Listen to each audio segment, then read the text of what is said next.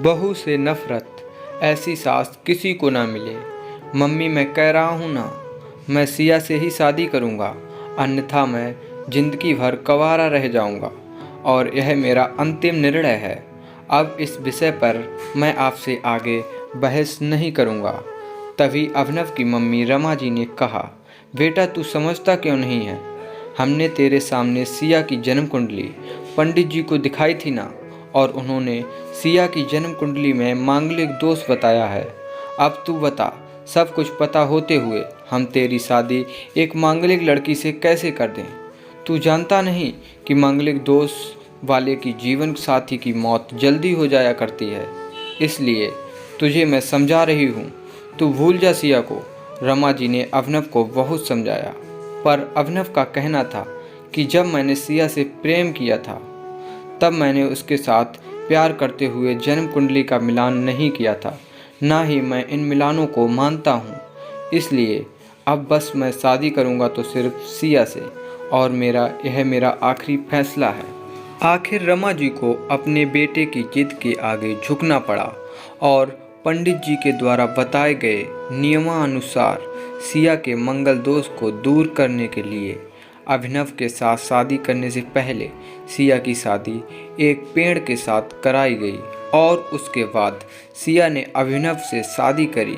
सिया दुल्हन बनकर अभिनव के घर आई, पर रमा जी को सिया का मांगलिक दोष होना अभी भी खटक रहा था और रमा जी ने उसे दिल से नहीं अपनाया।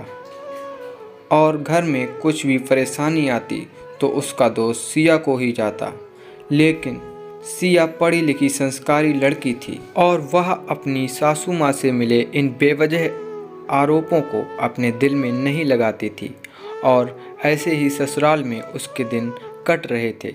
एक दिन अभिनव ऑफिस से जल्दी घर आ जाता है। तब रमा जी ने उससे पूछा, बेटा आज जल्दी कैसे आ गया? तब उसने बताया, माँ आज सुबह से ही सिर दर्द और बहुत कमजोरी आ रही है, इसलिए ऑफिस में काम करने की हिम्मत ही नहीं हो रही मेरी।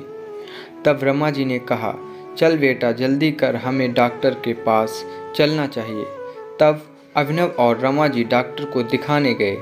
डॉक्टर को दिखाने के बाद मालूम पड़ा कि अभिनव को पीलिया हो गया है और दोनों जैसे ही घर लौटे रमा जी ने घर को सिर पर उठा लिया और कहने लगी, जब से यह लड़की हमारे घर में आई है तब से हमारे घर में परेशानी और बीमारियां भी साथ में लेकर आई है। इसके कदम ही अशुभ हैं। अब देखो, इसका मांगलिक दोष हमारे बेटे पर भी असर करने लग गया। कल को अगर हमारे बेटे को कुछ हो गया तो कौन जिम्मेदार होगा? तभी सिया ने कहा, मम्मी जी प्लीज़, और कितना नीचा दिखाओगी मुझे?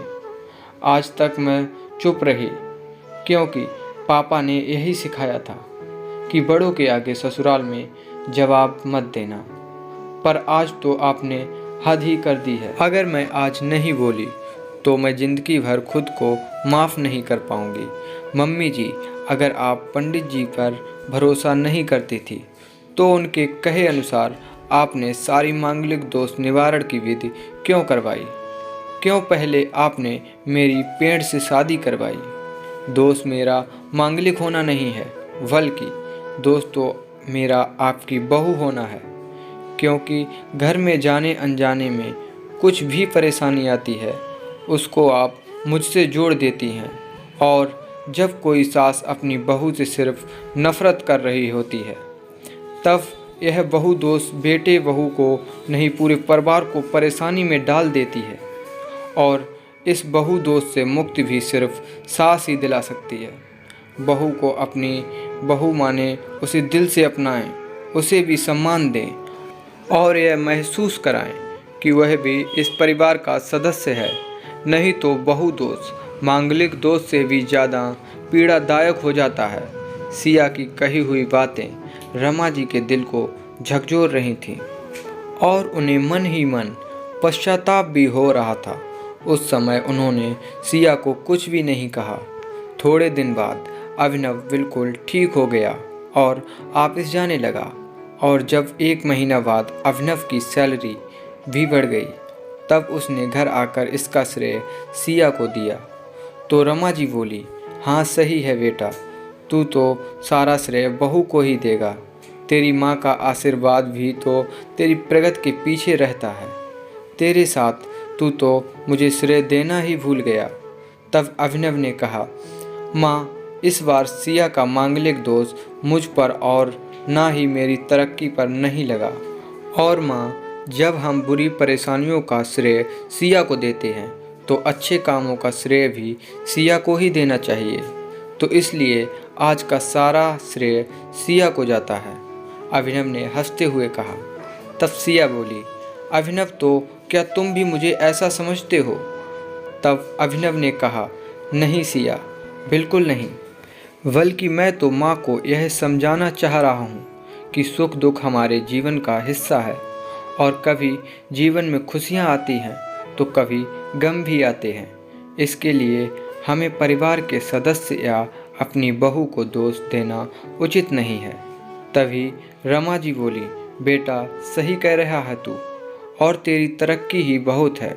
मुझे इस झूठे दोषों से बाहर निकालने के लिए आज मैं यह कसम लेती हूँ कि आज के बाद मैं सिया को किसी भी बात का दोष नहीं दूंगी। यह सुनकर सिया आज बहुत खुश थी, क्योंकि आज उसको उसकी सास से मांगलिक दोष के साथ साथ बहु दोषों से भी मुक्ति दे दी थी। दोस्तों, वीडियो अच्छा लगा हो तो लाइक, सब्सक्राइब और कमेंट ज़रूर करें।